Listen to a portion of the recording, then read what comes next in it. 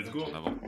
Let's go, bienvenue à tous dans ce nouvel épisode du Kiritsu Podcast. Aujourd'hui on reçoit du coup Maximilien, head coach de Hormes Process.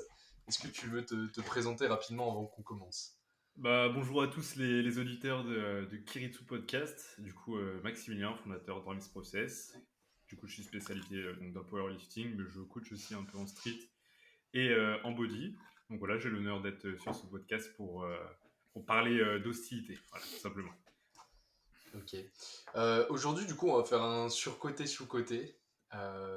Assez simple comme la dernière fois, un format un peu ludique. Encore une fois pompé. Ouais, grave. En Non, je podcast. sais pas où t'as vu ça, mais j'ai jamais vu ça comme concept. Moi Ah non plus. merci, tu nous mets bien, tu nous mets bien. Est-ce que tu veux commencer, Nathan? Vu Non. que t'en as préparé plein. Non, j'ai pas envie. Si, tu vas y aller. Enfin, Je sens que t'en as des biens, là. Attends, il faut que je choisisse. Première question.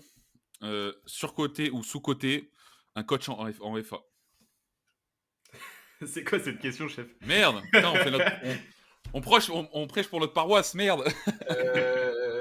Bah Max, vas-y, parce que toi, je sens que tu vas avoir un avis un peu... Ah oui, ok. En général, je dirais que c'est sous-coté. Forcément, avoir un coach, c'est ce qui te permet d'arriver à ton objectif le plus rapidement possible, sans forcément perdre ton temps sur des choses que tu pourrais éviter. Et puis, c'est toujours bien de se faire drive par quelqu'un qui a comment dire, un point de vue extérieur sur ta pratique. Maintenant, ça peut vite être surcoté quand tu es quelqu'un qui a un profil assez atypique. Genre, clairement, moi, en fait, qui a énormément de mal à collaborer avec quelqu'un parce que je vais être toujours dans le questionnement, dans la remise en question. Mais on va dire pour le commun des mortels, ça va être clairement sous-coté. Et les gens ont tendance à trop se dire que, coacher en force athlétique, c'est juste faire de la surcharge progressive et mettre du 4x4. Enfin, il y a trop cette image-là de le coach, en fait, c'est juste quelqu'un qui va qui va te proposer un format d'entraînement qui est clairement basique et juste qui va te dire, ouais, fais attention à ton pricing et prends ton temps sur la descente. Sauf que c'est pas ça un coaching et au-delà de l'aspect technique, il y a énormément de choses qui rentrent en compte, genre l'accompagnement, le soutien, les choses comme ça qui sont clairement sous-cotés aussi. Donc je dirais l'aspect global du coaching dans toute sa spécificité et sous-coté. Maintenant, je prêche pas pour notre paroisse, mais on peut très bien faire sans être accompagné quand on a les connaissances, quand on a le recul nécessaire sur la vision de son entraînement et de sa progression. Et quand on s'appelle Maximilien et qu'on supporte pas ne pas comprendre pourquoi je fais du 3x3 le lundi. Voilà, tout simplement. Ouais. Bah toi, t'as fait Minima France quand même sans jamais avoir été coaché. Ouais, c'est ça. Moi, j'ai commencé avec un total. Les gars, j'étais à 100 kilos au deadlift, un truc comme ça. Là, je suis à 2,80 plus. Donc, moi, j'ai toujours réussi à progresser comme ça. J'ai eu des petites phases de stagnation, notamment au squat, mon point faible. Mais j'ai jamais eu ce moment où je me suis dit, ouais, c'est pas possible, il faut vraiment que je prenne un coach, j'y arrive plus du tout. J'ai déjà été coaché pendant 2 blocs par un de mes potes parce qu'à l'époque, je me suis fait opérer du coccyx. Et en fait, j'ai pas pu lifter pendant 3 mois, ça me faisait extrêmement mal. Donc je me suis dit, en fait, au lieu de faire la tête brûlée et revenir comme ma boule, en fait, ce que tu peux faire quand t'es pas coaché, justement, faire la tête brûlée, je vais prendre quelqu'un qui va m'accompagner pendant cette réhab. Non pas que je ne sais pas le faire, mais parce que justement, ça va me mettre dans un cadre. Et ça a très bien fonctionné, j'ai repris. Et puis après, je lui ai dit, écoute, je vais continuer solo parce que je me plais en étant solo. Mais merci, tu m'as apporté un cadre, tout simplement. Ouais, je suis assez d'accord. Moi, Mais j'allais dire sous-coté si tu considères que le coaching, c'est juste une prog et des retours techniques. Ça peut vite être surcoté, genre si c'est que ça. Mais après, en vrai, c'est un Ça dépend accompagnement. du coach en vrai. Ouais, voilà, ça dépend Ça vachement dépend de du la. coach et de la structure de ce que tu veux mettre en place aussi comme plus-value pour tes athlètes et tout. Mais c'est vite sous-coté quand t'as un coach qui s'implique sur tous les points qui englobent ta pratique, en fait. Ouais, mais après, moi je dirais que même pour un athlète avancé, ça reste quand même sous-coté parce que t'en as beaucoup qui. En fait, qui n'ont pas forcément besoin en fait d'apprendre des choses ou qui sauraient très bien le faire d'eux-mêmes, mais juste en fait, comme il a dit Max, tu as besoin d'un cadre en fait, et juste de te dire ok, je paye quelqu'un, faut que je sois sérieux, tu vois. Mm. En fait, c'est juste ça, tu vois. Et de temps en temps aussi pour des athlètes un peu plus avancés, c'est juste se dire, ok, bah, je vois une autre manière de faire que j'ai jamais faite. Pas forcément qu'elle est meilleure, mais juste bah, pour prendre un peu plus de plaisir à l'entraînement aussi, tu vois. Ouais. Ça t'aide à garder le cap aussi, hein. En vrai, Exactement. quand tout se passe bien. Parce que quand tu arrives à 5, 6, 7 ans de FA, bon, t'es pas non plus un vieux, on va dire, mais tu as déjà vu quand même pas mal de choses, en tout cas si tu as déjà été coaché. Et je pense que même si tu pourrais très bien te proc toi-même, déjà ça t'enlève une grosse charge mentale. T'as pas à penser, ok, putain, je dois faire ma prog, etc. Alors que surtout quand tu coaches. Ah. Allez, ça commence. Allez, Ah, on l'a retrouvé. Maximilien, lève the chat. Ok. Bon, les gars, alors j'habite dans la campagne, donc c'est normal. Je me suis mis sur les gars, j'ai rage quitte la Wi-Fi, je me suis mis sur la 5G là. Désolé. Tac. Du coup, je sais plus ce que je disais. Bref, je disais On t'a dit que avant qu'il lève the chat. Bref, en gros, juste pour avoir en fait juste pour pas avoir à penser, parce que même en tant que coach, en fait, juste quand tu as déjà une trentaine de prog à faire, voire une cinquantaine dans le mois, Ouais. avoir faire une prog en plus, surtout quand c'est la tienne et que tu te poses encore plus de questions, parce que quand c'est pour un athlète, on va dire que bah, tu sais déjà ce que tu as fait, tu as déjà ton plan dans la tête depuis plusieurs mois, tu sais déjà quoi faire, etc. Et tu es beaucoup plus objectif, on va dire. Alors que quand c'est par toi-même, tu auras beau en fait savoir le faire, tu vas toujours te poser des questions que tu ne serais même pas posé avec un athlète, juste parce que bah, tu te dis, bah, je sais pas, en fait, Bah, c'est. parce que t'es dans ta vie aussi, donc. Voilà, tu te poses des questions pour rien, tu as tendance aussi à remettre pas mal en compte des fois de temps en temps. Donc je pense que ça reste quand même important. Et je dirais oui, c'est forcément surcoté quand tu as un coach qui n'est pas investi. C'est bien d'avoir un coach qui se déplace aux compétitions, parce que la gestion de match c'est quand même ultra sous-coté aussi, je trouve. Et on peut foirer une compétition totalement si on n'a pas de coach derrière, ou juste en fait ne pas être en confiance. Et surtout pour une première compétition, quand on connaît pas, il y a énormément de choses à savoir. Et encore plus quand tu arrives en compétition nationale et internationale. Donc, voilà, donc surcoté, surtout quand ton coach ne te convient pas, en fait, tout simplement. Bah, pour rebondir sur ce que tu dis, tu vois, la plupart des gens qui m'ont déjà dit que le coaching c'était surcoté, c'est typiquement en fait des gens qui de base étaient avec un coach qui ne qui ne l'accompagnait pas comme il le faudrait. Et une fois qu'il y a cette transition vers quelque chose de beaucoup plus professionnel, où le coach est à 100% derrière l'athlète, en fait c'est là où le mental switch et que la personne dit ah ouais, en fait c'est ça un coaching quoi. Moi j'ai énormément de Mm. personnes qui étaient, on va dire, débutants, donc qui ont entre guillemets pas comment dire, la possibilité de dire que c'est surcoté dans le sens où ils ne savent même pas ce que c'est un coaching. Ils ont eu une mauvaise expérience et du coup ils vont baser leur ressenti sur cette mauvaise expérience. Mais une fois qu'ils rencontrent le coach entre guillemets qui va être investi à 100% derrière eux, le mental va switcher direct et c'est là où ça va devenir des athlètes qui vont enchaîner toujours avec un coach, jamais en solo. Ouais. Et après aussi, c'est des athlètes qui ont jamais eu de coach, en fait, aussi, qui se disent c'est un peu surcoté, alors qu'en fait, bah, c'est juste que tu n'as jamais testé. Et la plupart, en fait, ils se disent au début, bon, allez, je prends ça juste pour un mois pour me dire, ok, j'ai une prog. Et au final, les mecs, ils restent plusieurs années juste parce que. Et quand ils prennent un plus Ouais, 60 en 3 blocs, ils font ah ouais. ah ouais, Ah, c'est c'est ça, cool. ah ouais, c'est ça Kiritsu Gang. Ouais, c'est ça, Hormes Process. Putain.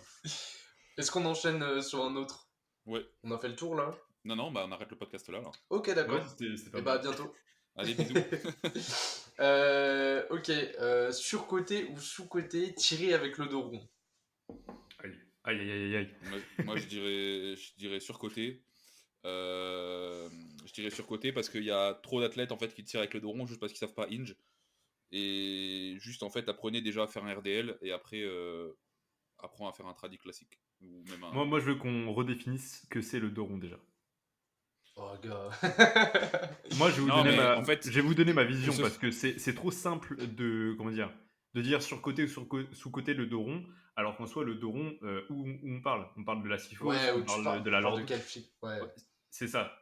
Parce que dans un cas, moi, il y a un cas qui est surcoté, il y a un autre cas qui est ni sous-côté ni surcoté, il est comme il Ouais, est, qui est quoi. juste optime. C'est Ouais, ça. ouais. Moi, ma vision, c'est Le uniquement. dos rond en mode, tu vois, le gars qui veut optimiser vraiment de ouf ses Mais oui. leviers au deadlift et On qui... parle de flexion lombaire, quoi, si tu veux. Ouais, Ouais, voilà, si tu veux flexion lombaire. d'accord. Bah, dans tous les cas, c'est surcoté et anatomiquement, en fait, c'est pas quelque chose qui va être viable sur le long terme, selon moi.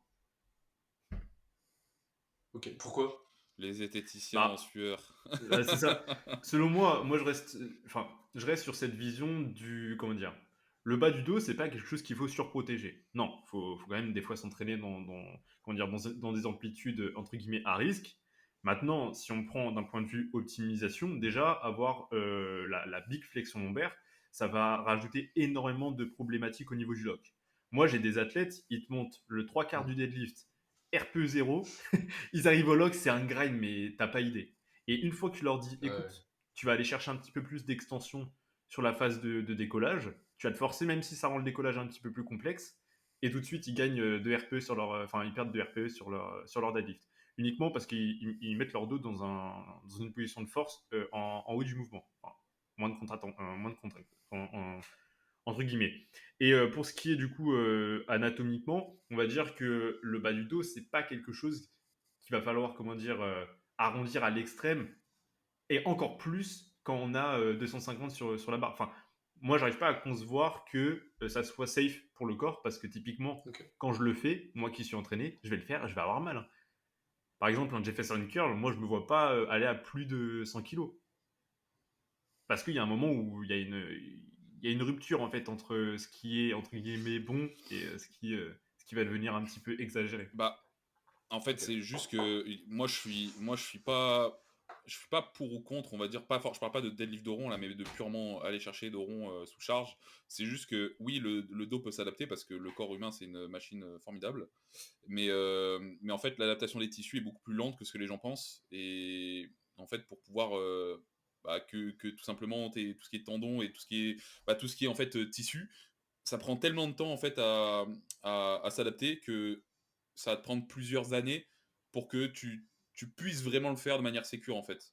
Et dans tous les cas, avant que tu arrives de manière sécure à tirer 250 kilos ultra de rond, là je te parle par exemple pour un Jefferson Curl, euh, Tu pourras tirer 350 en fait. Genre. ouais c'est ça. Mais après dans le Honnêtement, je sens suis même où pas sûr.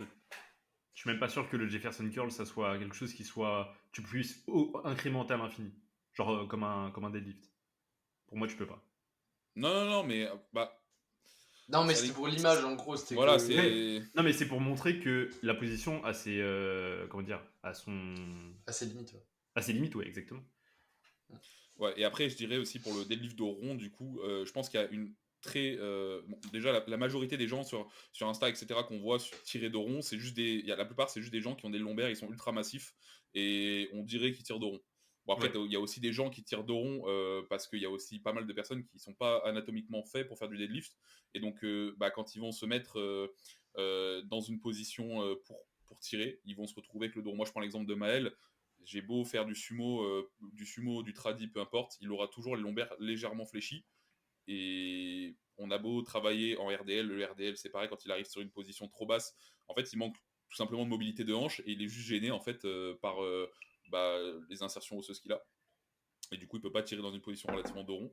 Mais à partir du moment où je dirais où t'es fixé, tu limites le risque de blessure. Mais je pense aussi que c'est pas à 100% safe non plus de tirer dos, enfin les lombaires fléchis quoi, en gros. Ok. Et toi Nathan?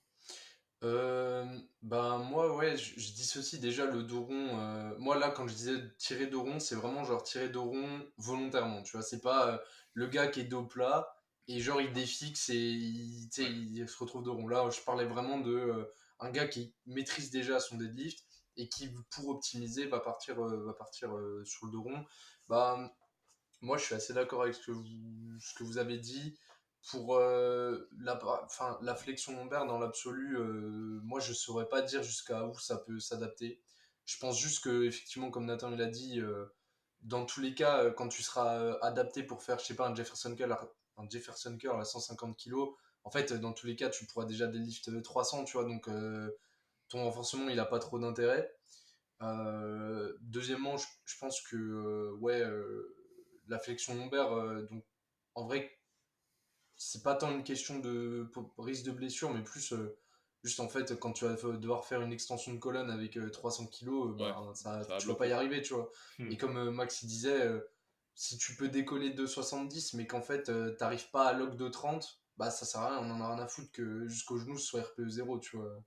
Au final, vaut mieux un 2,50 que t'arrives à lock, plutôt que de faire décoller des barres très lourdes, mais jamais les lock.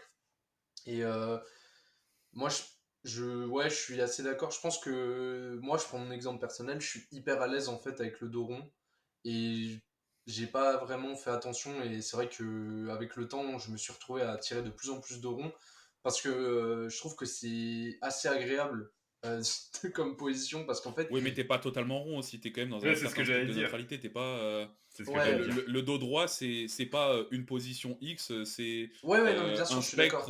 un spectre comme ça, et si tu rentres dedans, t'es encore fléchi ou en Ouais, non, Ah, mais je mais suis d'accord. Mais ce que c'est je ce que voulais tu as dire, très c'est que bien, tu c'est vois, ce moi, que tu j'ai. très bien dit. Pardon, vas-y.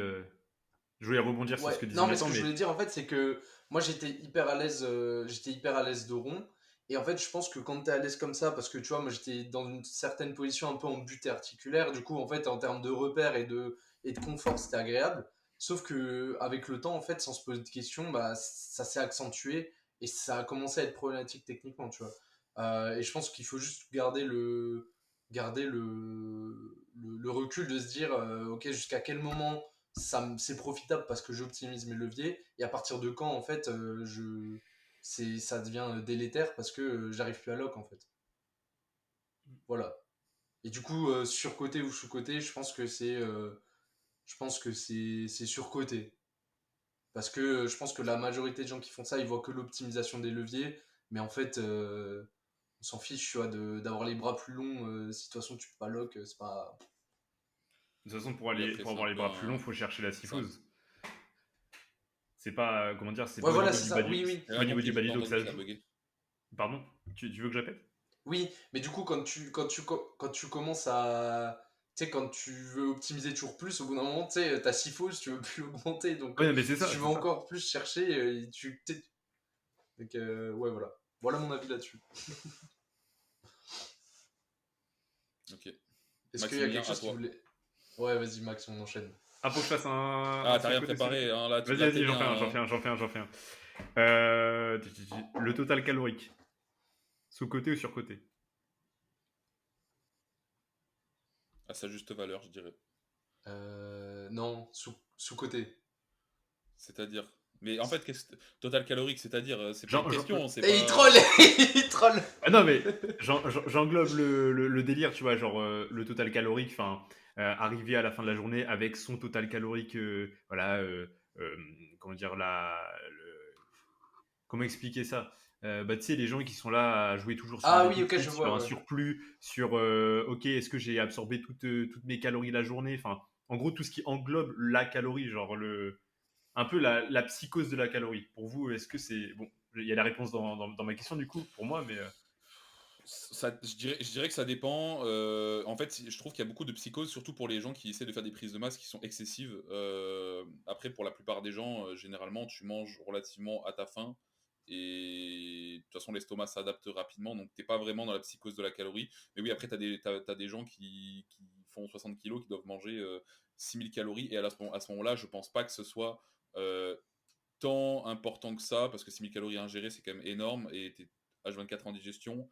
T'es H24 en train de dormir debout. Donc c'est pas top. Et je dirais juste en fait se mettre sur une maintenance plus. Et enfin ça répond pas à la question, Ouais. Non, mais en vrai. un Ouais. problème c'est qu'on parle de total calorique, mais en fait si on fixe pas un total calorique, même si même à titre indicatif, euh, comme je te dis, même surtout les gens, en fait t'as les extrêmes, c'est-à-dire les gens qui aiment beaucoup manger, qui vont se dire ouais mais je mange pas tant que ça, alors qu'au final ils vont dépasser leur Hmm. total, ils vont grossir, ils sauront pas pourquoi.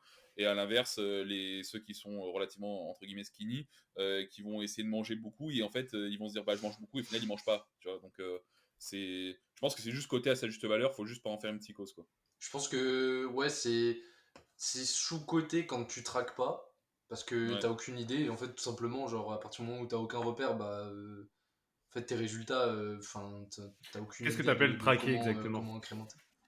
Qu'est-ce que tu appelles traquer? Bah, quand tu sais même pas, quand t'as même pas une idée, allez, à 200, 300 calories plus ou moins de de ce que tu dois Ouais, ok. ingérer, tu vois, en fonction de ton objectif, je trouve que c'est compliqué après, tu vois. Et t'arrives vite dans le ouais, j'ai l'impression de beaucoup manger, je prends pas de poids alors que tu manges 2000. Et ouais, j'ai l'impression de je mange rien et je Ouais, perds mais pas de poids alors que tu manges 4000, tu vois. selon Et moi, c'est surcoté à ce moment-là. Parce que justement, est-ce que la question c'est je ne prends pas de poids parce que je ne mange pas assez de calories, ou alors je ne prends pas de poids parce que je n'assimile pas ce que je mange? Et c'est là ouais, où non, mais pour moi ça, le oui, non, mais total bien calorique sûr. va être surcoté. Ok, d'accord, dans ce sens-là. Moi, ouais, je suis d'accord avec toi, mais après, est-ce que la majorité. Enfin, Je je suis suis. d'accord. Mais ça dépend. En fait, si tu prends le cas, tu sais, on va dire le mec skinny qui arrive pas à prendre du poids, pour moi, il y a deux archétypes. C'est soit le gars qui traque pas, et à ce moment-là, généralement, c'est juste qu'il mange pas assez. Et après, t'as l'autre qui traque, mais par contre, tu sais, il fait 60 kilos, il mange 4000 calories. T'es mon Oui, ref, en fait, t'as pas besoin autant. T'as que des os, non, y a mais pas c'est ça. besoin de nourrir.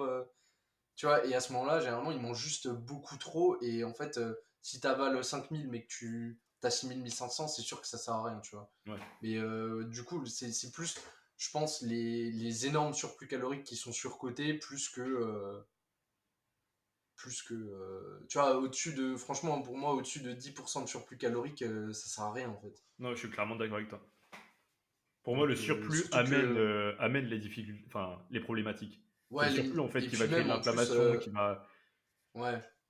Et en plus de ça, quand tu es en big surplus calorique, en fait, tu te retrouves trop rapidement dans un range de body fat en fait où juste hormonalement, il va plus rien se passer sur la prise de muscle. Tu vas juste prendre du gras et tu vas devoir en fait hyper rapidement repasser soit par un mini cut, soit par un cut complet, juste pour redescendre dans un range correct. Et en fait, tu passes 6 mois en masse, enfin en bulk. Et puis en fait, après, tu dois cut pendant 3 mois. Et en fait, t'es jamais dans le terrain De toute façon, propice. de toute façon, les cuts et bulk, je trouve ça surcoté comme concept. Ouais, On est Juste, voilà. en d'accord. fait, mange sur une maintenance cal plus Ouais, voilà, ça. et t'as fait le taf, tu vois. Tu prends ton total de maintien, tu mets 5%, 10% de surplus, et tu maintiens ça. Ouais. Bah après, De toute par façon, contre, c'est traquer la ses cales, maintenance je qui est trouve ça. saine. Donc, Ouais, voilà ça. en fait, c'est la maintenance qui Mais va te ouais. permettre et qui va te permettre d'être en santé et donc qui va permettre que ton corps voilà, anabolise plus facilement tout ça parce qu'en fait, le surplus ou le déficit, ça amènera des problématiques et en fait, Ouais, l'homéostasie sera jamais différentes. respectée quoi. Donc, moi, je cherche toujours la maintenance et selon moi, la maintenance, tu la trouves aussi par la sensation. Il y en a beaucoup sur le papier, ils ont une maintenance à tant de calories, mais en fait, à la fin de la journée, tu sais, ils sont ballonnés. Euh, il y a plein de problématiques. Enfin, il y a de Ouais, mais ça, c'est l'inflammation et plus tout. un, je dirais que c'est plus un, je dirais que ça, c'est plus un problème de ce que tu manges, plus que Pas combien tu forcément. manges, tu vois. Je vais te donner un exemple tout bête. Moi, je suis quelqu'un qui fait énormément attention à ce qu'il mange. J'ai une diète carrément anti-inflammatoire. Enfin, je fais vraiment attention, tu vois. Et des fois, je m'amuse à changer un petit peu ce que je mange parce que je mange pratiquement tous les jours la même chose. Moi, j'aime bien être un peu comme Hmm. ça. Et dès que je vais modifier certains paramètres, je vais rajouter un petit peu ou je ne sais quoi, je vais directement avoir la sensation, tu vois. Et c'est pas une question de, comment dire, d'aliments. Du coup, ça va être une question de quantité. Je pense que notre corps tend toujours vers l'équilibre et que cet équilibre-là, malheureusement, avec certaines diètes qui sont sur le papier basées sur un chiffre ou je ne sais quoi, deviennent biaisées à cause de ce chiffre, parce qu'on tend toujours à vouloir aller vers ces 4000 calories, alors que peut-être le corps a besoin d'être en maintenance à 3000, et c'est comme ça qu'il arrive à anaboliser, à digérer et tout ce que tu veux. Je suis d'accord avec toi, dans l'absolu. Maintenant, je pense qu'il y a beaucoup de gens qui sont. En fait, de nos jours, je pense que, en vrai, si on devait se fier qu'à la sensation, il y a beaucoup de gens qui seraient complètement déconnectés, tu vois. Genre, il y a plein de problèmes, je pense, que ce soit vraiment purement physiologique, parce que du coup, tes sensations de faim et tout, ça relève du système hormonal. Et pour moi, il y a des gens, en fait, hormonalement, ils sont pas en bonne santé, et du coup, je pense pas que tu puisses compter là-dessus. Et en plus de ça, tu as tous les problèmes d'aspect de vision du corps aussi qui Ouais. viennent impacter. Et je pense qu'il y a beaucoup de gens aujourd'hui qui pourraient pas manger à la sensation de faim, même si dans l'absolu, je suis d'accord avec toi. Et de toute façon, il y a plein d'études qui le montrent. En réalité, quand tu demandes à des gens de traquer ou de faire à la sensation, souvent, il n'y a pas énormément de différence en vrai sur les Moi, tu résultats. me dis mange à la sensation, je mange 10 000 calories par jour, hein. Mais Ah non, mais ouais. c'est pas une blague, hein, c'est réel. En fait, j'ai genre, enfin, c'est pas que je suis un trou sans fond, mais limite, tu vois, je pourrais manger non-stop. En fait, le problème, c'est que je vais avoir faim, mais je vais sentir que mon corps n'a pas envie de manger, mais moi, je vais avoir envie de manger, tu Ouais. vois. Leptine left the chat. Exactement. Mais par contre, je suis d'accord avec Maximilien sur le fait que la digestion, pour le coup, c'est clairement sous-coté. Il y a beaucoup trop de gens qui mangent sans faire attention à leur digestion et... Oui, mais à ce moment-là, en fait, moi, je suis d'accord que manger trop, etc. Mais en fait, comme tu Non, dis, il mais faut même apprendre. il s'agit même pas de forcément de manger trop, là, Ouais, pour le c'est coup. ça, genre c'est faire Genre, des tu fais très... associations alimentaires Genre qui ont juste aucun faire sens. attention à sa digestion, que tu sois en surplus ou en Oui, max. non, mais ça c'est normal. Enfin, de toute Ouais, mais façon, ça te paraît normal, mais... tu Ah, vas le parce que voir tu vite vois, si tu vas au sur les shop et que tu réseaux, c'est vas un peu la chier mode. 25 fois par jour. Oui, c'est ça, c'est ça. Sur les réseaux, c'est un peu la mode du caca en ce moment. Les gens, ils chient 3 fois par jour. Genre le matin, ils lâchent des classiques. Tout ça. Pour eux, ça leur paraît normal. Non, les gars, c'est pas normal de chier 3 fois par jour. C'est pas normal d'aller chier direct Merde. après avoir mangé. Non mais, non, mais juste un truc. Si tu vas chier après avoir mangé, sache que c'est ton corps, il est en train de purifier quelque chose. Enfin, il y a des systèmes qui se mettent en place. Et en fait, les gens, pour eux, c'est j'avale ma calorie et je ne fais pas attention à ce qui se passe après. Chef, si tu avales ta calorie, que tu fais que chier, que tu Ouais, prends que je suis du d'accord. gras, que tu es en rétention d'eau H24, c'est qu'il y a des problématiques. Et encore une fois, le total calorique, comment dire, le grammage par protéines, lipides, glucides, tout ça, pour moi, c'est tellement une science qui est inexacte parce qu'il y a tellement de facteurs à prendre en compte. Tu en parlais tout à l'heure. La psychologie, genre la vision de soi-même, les hormones, enfin, tous ces paramètres-là sont jamais pris en compte dans le total calorique, alors que justement, on devrait le faire. Et du coup, c'est là où pour moi c'est surcoté. Maintenant, Ouais. Mais après, tu vois, le truc, c'est qu'à un moment, il faut aussi, tu vois, il faut aussi te donner un cadre. Si à chaque fois ton cadre, tu dis, ouais, mais en fait, il est pas précis parce que si, parce que ça, en fait, au final, tu fais rien, tu vois. oui, mais après, Et le cadre, tu peux très bien le donner sans compter tes calories. Moi, je compte oui, jamais bien mes sûr. calories, mis à part en prépa, parce qu'en prépa, il faut que tu fasses un déficit. Mais sinon, je mange à peu près tous les jours la même chose. J'ai un cadre. Maintenant, je me base pas sur. Enfin, si à la fin de la journée, j'ai plus faim et que je dois Oui, manger une mais tu te collation, bah, bases je la sur les mangerai jamais. calories en fait, tu te bases sur les calories sans vraiment le faire, en fait. Je pense que c'est juste Ouais, que tu as trouvé, en fait, Sur les proportions, ta ouais. maintenance de toi-même. Tu te connais, euh, tu sais que telle quantité fait tant de calories et je pense que tu le comptes surtout Ouais, ouais, inconsciemment ok, je suis et que d'accord. du coup, tu restes dans ta maintenance. Donc je pense que je suis d'accord avec toi sur tout ce qui est digestion, etc. Parce que pour moi, c'est sous-côté de ouf et que c'est que c'est pareil, c'est dans moi, ce que j'aime bien aussi, c'est conseiller à mes athlètes de manger de bonne qualité aussi, parce qu'il y en a beaucoup qui le font pas et ils vont se dire ok, je vais acheter des steaks hachés surgelés à Carrefour, Carrefour Discount, je sais pas quoi, et qu'au final où ils vont avoir voilà la coulante derrière Du où ils colin vont juste Eco pas Plus. assimiler, tu vois. Exactement. C'est pas en soi si t'as pas, si je dirais si t'as pas les moyens, mange moins mais de meilleure qualité, tu vois. Ouais. Je veux dire, mange moins de protéines, par exemple, mais de meilleure qualité. On en avait parlé dans le dernier podcast avec Nathan, mais il y en a, c'est pareil, tous ceux qui disent, ok, je prends mon shaker, etc. Mais frérot, ton shaker, c'est du sucre, limite, tellement c'est de la merde. Il y a un nombre d'édulcorants et de conservateurs affolant. Euh, Comment tu veux assimiler ça, tu vois? Ouais, je suis d'accord. Et je dirais, on voit beaucoup ouais, il faut 1,6 à 2 grammes par kilo de poids de corps. Ok, mais avant d'essayer d'aller chercher les 2 grammes, 2,5, va chercher déjà tes 1,5 grammes, arrive à les maintenir avec une bonne qualité Arrive à les d'aliments, assimiler déjà. et Ouais. déjà, bah c'est ça, et déjà, si tu arrives à. Je préfère manger 1,5 grammes et de la bonne qualité de viande, quitte, bah, en fait, tu vas payer le même prix pour une qualité qui est élevée. Certes, tu auras 2 fois moins de quantité, mais 2 fois plus de qualité. Et au Ouais. final, bah, peut-être que tu vas justement mieux assimiler. Après, forcément, si tu assimiles, au final, ça reviendra au même, parce que tu vas compenser la quantité par la qualité, mais ta digestion, elle va être largement meilleure, et Ouais, et bah, puis ça va se ton raligner, quoi, microbiote dans tous les cas. intestinal te remerciera dans tous les cas. ouais, de Exactement, ouf. exactement. C'est comme t'en as qui bombardent les légumes et qui après, 'fin, c'est pareil, on parle de protéines à chaque fois, mais qui finissent avec un taux de fibres affolant, et Oui, le dysbiose enfin, c'est direct. pareil. Enfin, en soi, il y a hein? Non, mais ça crée de la dysbiose directe. Enfin, Bah, c'est ça. dès qu'il y a un déséquilibre, de toute façon. Enfin bref, voilà. Allez, enchaînons, je crois qu'on a fait le tour. Enchaînons, Nathan, régale-nous.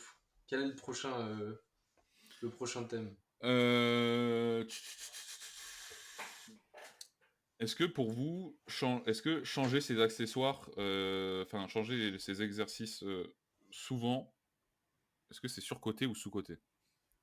Bah, surcoté de ouf. Pourquoi? Next question, en vrai, surcoté. Next question. En vrai, ça va aller très vite, mais c'est surcoté parce que déjà, quand tu commences un exo accessoire, Période d'adaptation. ouais, voilà, pendant, je sais pas, 4, 6, même des fois plus, c'est uniquement, c'est uniquement de l'ordre de l'adaptation. Genre, t'es plus stable sur ton mouvement, tu trouves un meilleur positionnement, ton corps il s'adapte, il commence à créer le schéma de l'exo. Et c'est seulement, tu vois, quand vraiment la progression elle commence à ralentir, que là on peut dire que t'attaques vraiment ta surcharge progressive, quoi. Et si au moment où ça commence à ralentir, c'est là que tu le changes parce que t'as l'impression que tu progresses beaucoup moins, bah en fait t'as rien compris et t'as tout perdu surtout. Ok, nous sommes sur un consensus alors.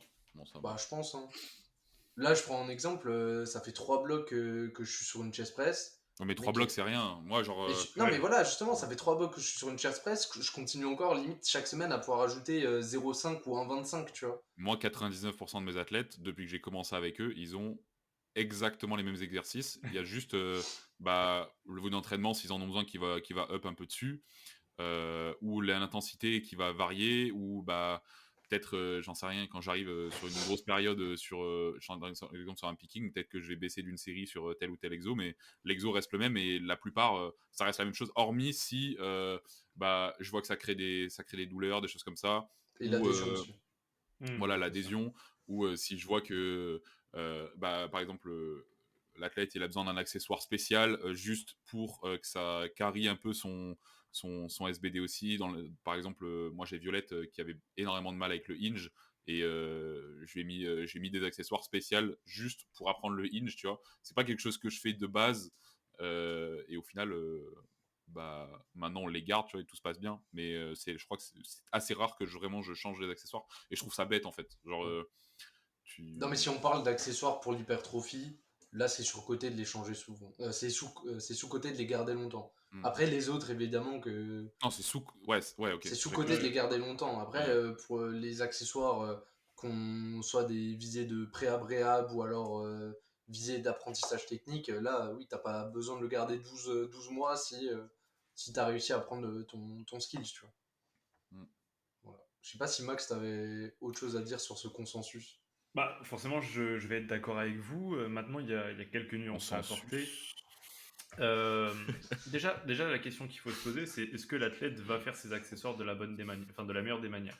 Parce que sur le papier, Bah, c'est pour moi, ça à qu'il la faut fin filmer du... ses accessoires et l'envoyer Ouais, à ton coach. ouais, bah, moi je demande, mais ils le font pas tous. Mais moi, ce que je vais faire, du coup, c'est à la fin du blog, je vais regarder un peu l'évolution des accessoires jusqu'à la semaine 4, par exemple, s'il y a 4 semaines. Je compare avec les autres blocs. Je regarde s'il y a une progression. S'il y a une progression, c'est tant mieux, on continue ainsi. S'il n'y en a pas, je vais questionner l'athlète. Est-ce que tu mets l'intensité nécessaire? Est-ce que la charge, c'est vraiment une charge que tu as faite ou juste tu m'as rempli le template pour pas te faire engueuler? Parce qu'il y en a, ils font ça. Et du coup, j'en tire des conclusions. Le seul moment où je vais me poser la question de changer d'accessoire, du coup, c'est vraiment en cas de régression ultime parce que l'athlète, soit ça lui crée des douleurs, soit il n'y a plus du tout d'adhérence. Et du coup, faut renouveler la machine parce que voilà, c'est bien de mettre des OHP, mais si ton athlète n'est pas capable de faire des OHP sans avoir des douleurs, au bout d'un moment, il faut trouver une adaptation, quoi. Donc, Hmm. c'est le seul cas de figure où je vais changer l'accessoire. Après, des fois aussi, Pardon. non, j'allais dire, des fois aussi, les douleurs, c'est aussi à cause du rep range, tu vois, parce que, bon, j'avais fait un podcast là-dessus, mais euh, sur des gros exercices, moi aussi, j'aurais tendance à mettre des rep range assez bas, parce que c'est compliqué de garder un skills efficient sur des très grosses charges. Mais de Ouais. temps en temps, moi, quand je vois que l'athlète, ça crée des douleurs, avant de changer l'exercice, ou pareil, quand il y a une stagnation sur un exercice pendant une grosse période, je vais juste avoir tendance, en fait, à, à changer un peu le rep range, parce que l'intensité restera la même concrètement, c'est juste que la charge diminuera, et du coup, il y aura moins de douleurs. Tu vois. Moi, je sais que quand je fais de l'OHP, par exemple, ça me crée rapidement des douleurs au coude, surtout quand j'ai un bench le lendemain ou un squat le lendemain. Oui, c'est les Donc, ou je interférences, quoi. change l'endroit où il est placé dans la semaine, ou juste pour réduire la charge, je vais augmenter un tout petit peu le rep range, des fois bah, au lieu de faire du 5 à 10 reps, je vais faire du 8 à 15 reps, par exemple. Et au final, la charge absolue va diminuer. Et bah, le stress relativement restera le même. Le stress, on va dire, cherché. Mais le stress sur les articulaires, on va dire, va Hmm. diminuer aussi. Tu vois. Non, mais je suis d'accord et ça Et en désolé, je venait. t'ai recoupé. Non, pas t'inquiète pas. Ça en venait comment dire, à la conclusion où je disais, moi, ce que je vais changer, ça va être les variables au niveau là, du volume, de l'intensité. Mais sinon, ouais, pareil, mes athlètes, j'en ai qui, ça fait plus d'un an et ils ont toujours eu les mêmes assistances. Par contre, pour l'adhérence, bah, par moment, je vais modifier, comment dire, une des variantes de l'assistance. Par exemple, je sais pas, le mec il a du Skull Crusher, je vais lui mettre du JM Press, enfin un truc qui change un petit peu pour aussi relancer une dynamique d'enthousiasme, plutôt que voilà, bon, enfin chef, ça fait un an que je fais des Skull Crusher, tu vois, ça commence à pas m'embêter quoi. Faut pas oublier aussi Ça que va. ouais, non mais faut pas oublier aussi que une assistance qui est efficace, c'est une assistance qui est respectée Et et en fait, réalisée au bon Si tu ne RPE. skull crusher pas à 100 kilos, est-ce que tu peux prétendre à 140 au bench au moins? Ouais, ouais, d'accord. Non, non, mais voilà, genre, ah non. je préfère que le mec il me demande de lui mettre des élévations latérales et qu'il les fasse RPE 10 plutôt que je lui mette des EHP et qu'il les fasse même pas, en fait. Genre, Ah, même mais je si suis d'accord. ça. Pour moi, il y a un stimulus qui sera beaucoup plus présent, même si l'optimisation ne l'est pas. Ouais. Ok. Très Donc, bien. surcoté Très Ça en bien. de vient, changer ses assistances à chaque bloc, Ouais, voilà. tout Ok. simplement. Nathan. Ok, surcoté ou sous-coté, les compléments alimentaires. Surcoté. Moi, perso, je suis pas sponsorisé, j'ai fait la Surcoté. demande à NutriPure, ils ont pas voulu. Ah, gars. Non, je rigole, Non, ils font même pas en le vrai, je dirais surcoté. En fait, c'est bon, c'est un peu bâtard, mais je dirais surcoté pour la plupart des gens. En fait, surtout les compléments alimentaires de type whey, etc. Les compléments alimentaires purement macronutriments, parce que pour moi, déjà, si tu pèses pas plus de 100 kilos, t'as pas besoin de whey. Ouais, de ouf. Et enfin, même moi qui pèse 130 kilos quasiment, j'en prends pas, tu vois. Mais après, il y a aussi l'aspect financier, il y a l'aspect adhérence à ta diète, etc. Mais pour moi, en fait, si tu as moins de 200 grammes de prot à manger dans la journée, en 2 repas, c'est atteint, tu vois. C'est pas Ouais, clairement. où est le problème. Non, mais Et donc surtout il y a qu'il ça il faut regarder et la qualité des compléments alimentaires. Il y en a, ils voilà, substituent on en a leur parlé juste diète avant. à base de whey, mais ils vont acheter leur whey à Action. Il y a un moment, les gars, enfin, mange tes œufs, Exact. tu vois. Mange tes œufs, mange ta viande. Tu fais pas 100 kilos, donc va pas prendre de la whey en plus chez Action. Enfin, c'est c'est le même, enfin, la même discussion qu'on avait tout à l'heure quand on parlait du total calorique. C'est je préfère 1000 fois avoir ma source de protéines que je vais bien digérer et bien assimiler parce que elle est de qualité plutôt que avoir le double mais de basse qualité quoi. C'est le même principe avec les compléments alimentaires. C'est toujours la source, enfin la Ouais, recherche de toujours plus de protéines, toujours pour être plus et en fait bah, les gens s'y perdent. pour être relativement, on va dire pour éluder un peu la question, je dirais surcoté pour quand tu connais pas ta diète, sous-coté quand tu gères ta diète, mais surtout se diriger vers comment dire, des compléments qui te permettent d'améliorer ta récupération en fait tout simplement. Si tu as des problèmes de sommeil, si tu habites dans un pays ou dans un endroit où il n'y a pas suffisamment d'éclairement, etc., pour comment dire, se complémenter en vitamine D, Ouais. des trucs comme ça en fait, quand tu es Bah, trop stressé. ouais. Moi, j'allais dire, en fait, tout simplement, je pense, les compléments, on va dire, performance, c'est un peu surcoté. Et les compléments santé, c'est un peu sous-coté, tu vois. Genre, je Ouais. pense que, globalement, être un humain en meilleure santé, ça te fera beaucoup plus performer que trouver le dernier complément qui augmente de 2% ta Même si, performance. tu vois, même si la créatine, c'est le complément qui a été le plus étudié, en fait, je pars du principe qu'à partir du moment où tu prends un coach, la créatine, tu pourras même pas voir s'il y a vraiment des effets, en fait. Enfin, Mm. même quand tu es tout seul, tu vois beaucoup de débutants qui prennent de la créa, mais en fait, quel intérêt si tu t'entraînes correctement, tu vas progresser tellement vite que tu sauras même pas si tu progresses parce que tu as pris de la créa ou si tu progresses parce que tu juste es débutant. Et pareil pour un athlète, par exemple, qui a une prog relativement bien ficelée, tu sauras pas si, enfin, dans tous les cas, en fait, je pense que ça aura tellement d'effets, ça aura tellement pas d'effet ou très minime en fait, que juste en fait investi dans autre chose. Parce que si tu as une prog bien faite, une bonne récup, bah déjà normalement tu es censé progresser correctement, tu vois.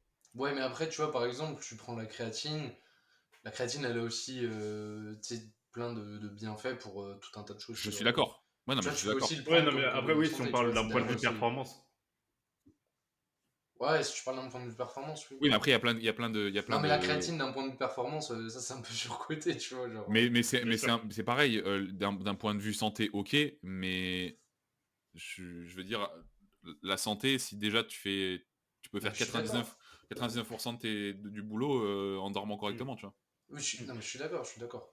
Mais Un tu Moi, vois, médecin par dans un moi, exemple, matelas, quoi. un taf... Ouais, vas-y, pardon. Max. Ouais. Non, juste pour dire, il y a des gars qui vont être prêts à mettre un budget de 80, 100 euros de compléments alimentaires par mois, mais qui seront pas foutus de prendre un coach. Juste ça, pour moi, ça montre Ou le dans des surcotage genouillères, dans ultime. des ceintures, Ouais, dans non, mais c'est des. ça. En fait, Non, mais je suis d'accord. faut revoir les priorités. Il faut se rendre compte que l'industrie marketing du complément alimentaire a été très forte pour ça. C'est qu'elle arrive, enfin, elle a réussi à nous vendre des choses où, en fait, on n'en a jamais eu besoin. On n'en a jamais eu besoin. Combien de gars ont commencé la muscu en achetant des BCA? Juste ça. Et en fait, ça a Ouais, non, mais bien commencé. sûr. Non, mais ça a commencé Moi, hier, par on les m'a posé la BCA question, Nathan, est-ce que c'est bien un fat burner? Non, mais ça a commencé par là. «Ouais, mais Et en Nathan, fait, au fur et il y à a de la mesure, les gens choline dedans, ont... tu comprends pas?» Enfin, bref, surcoté. Ouais, Ok.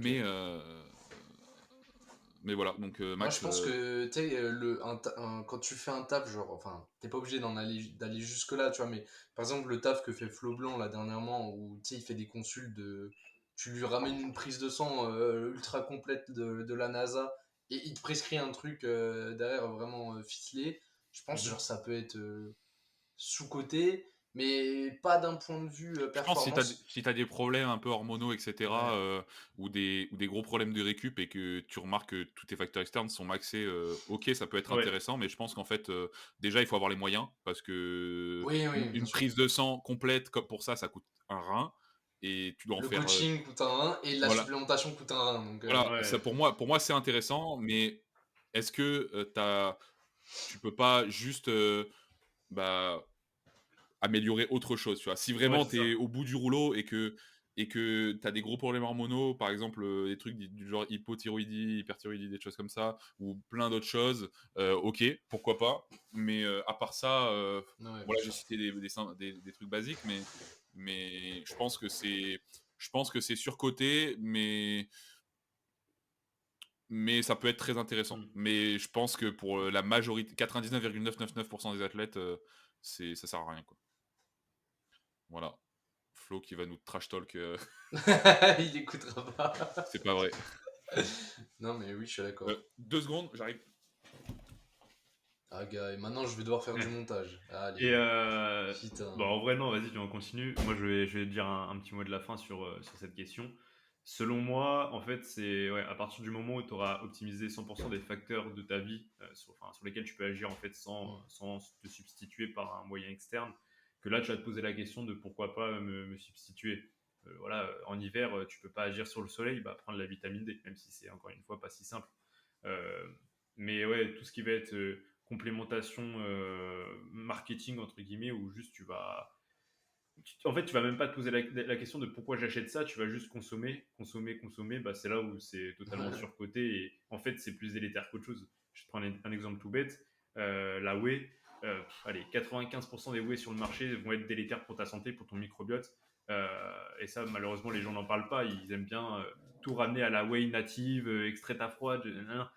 Oui, mais les gars, encore une fois, si vous avez la possibilité comment dire, de consommer des aliments bruts qui vont vous apporter énormément de minéraux, des protéines qui seront facilement digestes et tout ça, faites-le en fait. Genre, ne vous basez pas encore une fois sur le moyen qui vous semble le plus simple, le plus. Alors que non, en fait, c'est pas comme ça que ça marche. Manger de la viande. Non, mais c'est ça.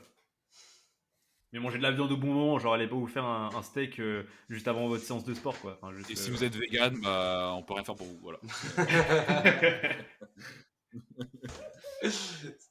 Ok, ok, bon. Est-ce qu'on en ferait on en fait un dernier? Un dernier à peine? Putain, mais moi j'en ai. Enfin, Ça fait Ouais, mais on 45 fera un minutes. putain, épisode retour. On fera... Bah attends, 10 minutes, c'est on trivial. parle 10 minutes par sujet? C'est pas beaucoup 45 minutes, on a déjà fait des 1h30, 2 heures. Attends, c'est quoi Moi, ça? je suis chaud Ouais, pour non, 3 mais heures là, là. c'est... Ouais. Moi non. Non, mais c'est pour un épisode retour, tu vois. Peut-être Peut-être sur le va falloir Hormez me payer un podcast. moment. C'est ça. Ouais, vas-y. Premier podcast, je vous invite. Ok, let's go. Est-ce que Max, tu l'envoies? Bah attends, il y aura un peu de montage ou pas? Non. Si non, j'en ai. Bon, vas-y, fais-en. J'ai été un mauvais élève. Vas-y. Ouais, un bon. Un bon? Ou alors t'en fais plusieurs, mais on répond rapide. Vas-y. Ok, vas-y, plusieurs et vous répondez rapidement. Ok, les Ils bandes sont poignées, Combini ou quoi là? sur-côté, sous-côté. Surcoté. Sur-côté, les bandes poignées? Ouais. Ouah. Moi, je vais dire Oh, sous-côté. Je vais dire sous-côté à mon sens. Enfin, pour ma personne. Mais en globalité, sur-côté, ouais. Moi, je pense que 99% des gens pourraient bench sans trop de problèmes. On parle du bench ou on parle du squat? Ouais, De tout. Ah bah à ce moment-là, sous-côté Côté... pour le squat, surcoté pour le bench. Je dirais que sur le bench, tu as moyen de placer tes mains correctement ouais. pour atteindre une bonne stabilité. Hormis si tu as des prises extrêmes, mais maintenant c'est avec la nouvelle règle, par Ouais. exemple le jab grip, les choses comme ça, c'était intéressant, mais maintenant c'est très compliqué de le faire parce que hormis si t'es pas en IPF. Et les gens qui disent douleur au poignet, etc., c'est juste que tu places mal ta barre, à mon sens. À moins que tu pousses poignet cassé, ça c'est encore une fois une technique d'optimisation, mais ça correspond pas à tout le monde. J'ai canal carpien sur les deux mains et j'arrive à Non, mais pousser oui. sur mon bench correctement. Tu vois, donc, C'est la même histoire que le dos rond. Il y a un moment, faut aussi que ton corps crée des adaptations. Et si tu es tout le temps bande ultra rigide, montée jusqu'à la paume, bah quand tu vas les enlever, tu vas avoir mal. Mais c'est une question d'habitude ouais, aussi. Moi, j'ai des athlètes, ils ont switch, ils ont enlevé les bandes. Première séance douloureuse et de moins en moins. Et beaucoup aujourd'hui, plus ils sont stable. beaucoup Hein. plus à l'aise, beaucoup plus stable. Ouais. Et surtout, t'arrives encore mieux à mettre de la tension dans ta barre, je trouve. La proprio est énorme. Dans l'ensemble, je trouve ça mieux en fait. Parce que après, c'est aussi, la plupart des gens ont tendance à trop serrer les bandes aussi. Et Ouais. le problème, c'est que ça te limite la circulation du sang et donc ça te limite la force que tu peux mettre dans la main. Un peu comme pour la ceinture, les gens qui la veulent trop serrée, Ouais. ils peuvent pas avoir un bracing efficient, ou un peu comme les genouillères, les gens qui la veulent trop serré, et au final, bah ils sont tellement gênés qu'ils ont un pattern de squat qui est dégueulasse, quoi. Ouais. Puis Voilà. même en termes de proprio, honnêtement, quand t'as pas le poignet complètement, complètement asphyxié, bah tu ressens aussi beaucoup mieux la barre dans la main. Mm. Je trouve qu'il y en a plein qui, tu sais, tu leur enlèves les bandes et ils comprennent enfin le truc de ah mais ouais je sens maintenant la barre qui roule dans la main en fait. Je comprends ce que tu disais en fait. Mais chef avant, Et après, t'as je le dirais que poignet blanc. ça dépend aussi de où tu t'entraînes, parce que sur des barres qui sont très fines, Ouais c'est chiant. c'est très compliqué sans les bandes de poignet, parce que enfin, La barre elle est instable la de barre, ouf. Hein. elle bouge beaucoup trop en fait, et sans bande de poignet, tu as énormément de difficultés à stabiliser. Donc si la barre, c'est pas une barre relativement large, c'est une galère, quoi. Fat barre de Basic Fit. Hein. Exactement. Voilà. Ok. Prochaine. Sur-côté, sous-côté, tirer le slack. Je sais ce que tu vas répondre. Tire le slack de la barre, tire le slack de ton corps, et après, tu fais voilà. Attends, moi j'en ai sur-côté ou sous-côté, le Et routinier. sous-côté, tirer le slack de ton squat. Et sous-côté, tirer le slack de ton bench aussi. Hein. Ouais. Moi, je suis pas assez fort au bench pour. Il n'y a pas de slack en fait au bench. Non, mais en vrai, à partir du moment où tu arrives à déjà mettre la tension sur ton squat, avant même de sortir la barre, en fait, déjà, tu seras beaucoup mieux ancré dans ton dos, et Ouais. tu auras un workout qui sera beaucoup plus efficient. Et pareil sur le bench, juste en fait, il faut que tu pousses dans ta barre avant même, pendant que tu te places en fait, et Mm. tu mets de la tension dans ta barre aussi avant de la sortir. Le problème, c'est que quand t'es pas suffisamment fort, la barre elle risque de sortir toute seule, ou quand t'es fort mais que t'es trop lourd, bah la barre elle aura tendance à sortir toute seule aussi. Donc C'est ce que je veux dire. pousser 180 En fait, vraiment. sous-côté la tension, tout simplement. Les gens Ouais. ont du mal à mettre de Ouais, la tension. mais Ouais, mais c'est alors moi, j'aimerais dire que dernièrement, je vois beaucoup de tirer le slack, c'est sur-côté au terre. Moi, je trouve pas tant que ça. Hein.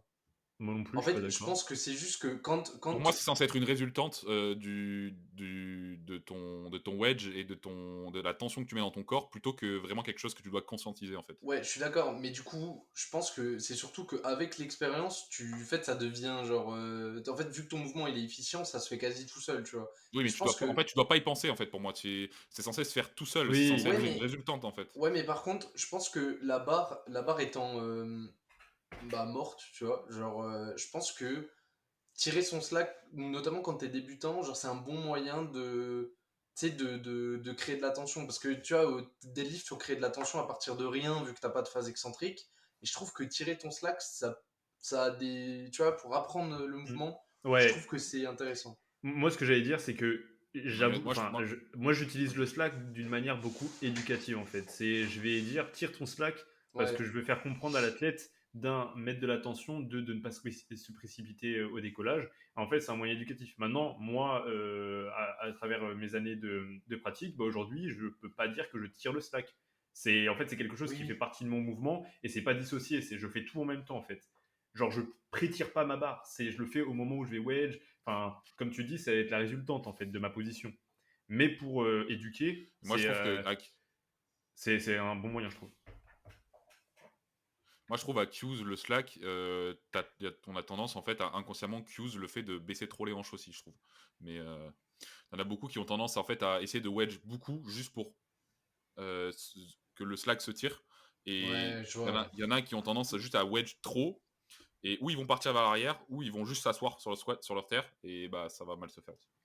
Ça dépend comment tu expliques le Voilà. slack. Tu peux très bien dire à la Oui, personne, non ouais, mais tu descends, tu mets ton dos en tension et le slack va être tiré sans pour autant faire une rétroversion du bassin et te retrouver le cul au sol, quoi. oui, mais à ce moment-là, pour moi, c'est pas que tu uses le slack, c'est tu uses de la tension dans le corps. C'est Ouais, C'est pas. Moi, c'est ce que j'ai. je te Ouais. dis, les gens, quand tu dis, ok, tire le mou de la barre, tu vois. Bah non, c'est pas, tire pas le mou de la barre. Moi, je lui dis, moi, quand je cue ça, c'est je lui dis, bah, quand tu vas te placer par rapport à ta barre, déjà, tu te places à la bonne distance. Tu essaies de contracter tes triceps, enfin, tendre les coudes. Hmm. Tu essaies de desserrer le plus possible tes omoplates, sans aller dans l'excès, bien sûr. Tu attrapes ta barre du bout des doigts, comme si tu voulais vraiment attraper directement dans le bout de ta main, de la même manière que tu vas faire ton deadlift, et juste, tu vas essayer d'approcher tes hanches et tes tibias de la barre. Terminé. Et le slack se tire automatiquement, tu vois. Ouais, donc en gros, Mais toi, dire tu juste... uses l'entièreté du mouvement, quoi. Parce que c'est l'entièreté de la. Bah, c'est le slack, c'est le wedge, c'est le hinge. En fait, tu uses tout au même moment quand tu dis ça. Quand tu dis, ouais, Bah, rapproche je tes hanches. cusp. En fait, là, je te dis dans l'ensemble, quand quelqu'un me demande comment tu fais un deadlift correct, tu vois, mais à mes athlètes, je vais les cuse de manière échelonnée, tu vois, en partant du plus important jusqu'au moins important, euh, je crois que ça doit bien faire 2 ans que j'ai pas cuse tire le mou de la barre, tu vois.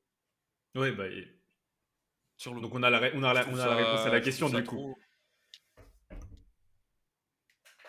Genre, en De gros, quoi? c'est surcoté de dissocier le slack du reste du mouvement, tout simplement. Ouais, ouais. ok, très bien. Surcoté ou sous-coté, le podcast Kiritsu. Sous-côté. Ouais, et en soi, Pourquoi j'ai toi tes regardé. arguments là-dedans? Bah, je vais répondre. Moi, je suis un élément extérieur. J'ai regardé 3-4 épisodes. Franchement, c'est cool. Mais les gars, faut de la visibilité là. Faut envoyer à tous vos athlètes qu'ils envoient à leurs parents, à leurs grands-parents. Enfin, y a pas assez de vues là. Mettez 5 étoiles. 5 étoiles sur Spotify. Abonnez-vous. Ah, moi, j'ai regardé sur YouTube. Partagez en story. Mais non, Ah, les le vrais. problème, c'est qu'on est des bons coachs, on n'est pas des bons businessmen. C'est pour ça Ouais, que. ça dépend. J'enverrai le podcast dans mon Euh, groupe de coaching et je dirai allez tous le voir. Let's go. Let's go. Laissez tous une note. Nathan, un dernier? Ouais, vas-y. J'ai peur. Surcoté ou sous-coté, s'entraîner sur calibré. Je dirais surcoté, c'est pas nécessaire pour moi. Mais je pense Oh. que. Non, mais Oh, je dirais que hot c'est. take. Je dirais que c'est surcoté jusqu'à un certain niveau, tu vois. Je dirais que pour moi, la plupart des athlètes, si t'as pas plus de 250 au terre et plus de, on va dire, 200 au squat Et bon, le bench, c'est un peu plus compliqué parce que ça dépend vraiment d'où tu t'entraînes. Je pense que ça n'a pas tant d'incidence que ça sur ta pratique. Tu vois. Ça dépend encore une fois où tu t'entraînes. C'est sûr que si tu t'entraînes à Basic Fit. Il est pas d'accord. Ouais, c'est ce que je veux dire. Va faire du terre à Basic Fit et transitionner après sur une barre calibrée, poids calibré. Bah, moi, je le fais et moi, je m'entraîne dans une salle. Parce que c'est toi. C'est matériel Basic Fit. Et ouais, mais en fait, pour moi, tu dois adapter ta technique en fait à l'endroit où tu t'entraînes aussi. C'est ça qui est dommage, mais dans un sens, c'est pas ça qui va impacter tant que ça en fait. Genre Ouais, sur un squat, bah tu sors plus lentement, tu vois.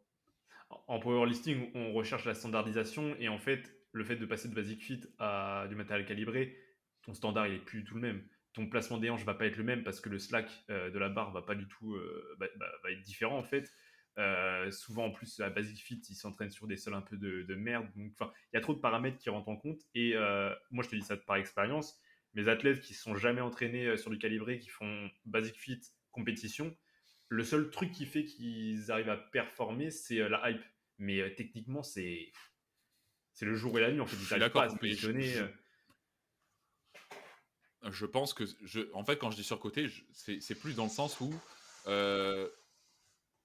comment dire, c'est pas nécessaire pour moi de absolument s'entraîner sur calibré, oui. tu vois. Je suis carrément d'accord. Le problème, c'est que t'en as trop, ils me disent ouais, mais j'ai ça, je m'entraîne là, c'est pas surcalibré, c'est pour ça que c'est pas, j'arrive pas à faire ça, etc. Je fais non, mais ça n'a aucun rapport. C'est juste, pour moi, à partir du moment où tu arrives à appliquer, à t'entraîner sur des barres, enfin dans un environnement qui est pas ouf. Certes, tu vas un peu douiller, on va dire en compétition, mais hormis le terre, il y a peu de chances que tu te fasses bousiller, tu vois. Et même le terre, si t'es pas débile, ton coach il te fait un plan de match en partant un petit peu plus bas, pour que tu te mets en confiance, t'adaptes, tu te mets en confiance, et limite, même si c'est pas le mieux à faire, c'est tu fais des très légères modifications. Après, il faut avoir un peu d'expérience, mais il faut que tu adaptes sur le moment ta technique aussi au matériel que tu as. Non, je pense que tout le monde s'entraîne pas. Non, j'allais dire en conclusion, on peut dire que c'est coté à sa juste valeur. C'est ni sous-coté ni sur-coté. C'est si tu as l'occasion, bah vas-y, mais ça va pas t'empêcher pour autant de pratiquer ton sport, c'est tout. Mais ouais, mais en fait, j'en vois trop sur les réseaux qui sont là toujours à se plaindre. J'ai pas de calibré, j'ai pas ça. Ah oui, ouais, en fait, cette salle de merde. Après les France, là où il y a eu plein de bulles, j'ai vu trop de gens. J'ai bullé parce que j'ai pas l'habitude de montrer sur calibré. Non, bah non, c'est pas pour ça. Tu sais pas gérer un match.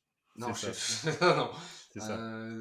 Ou ta prépa est foirée. Un RPE6 chez Basic Fit, ça devient pas un échec parce que tu passes sur calibré, gros. C'est juste que après ça c'est le moins FC. C'est genre je cherche toujours une cause à mes difficultés, mais comment dire.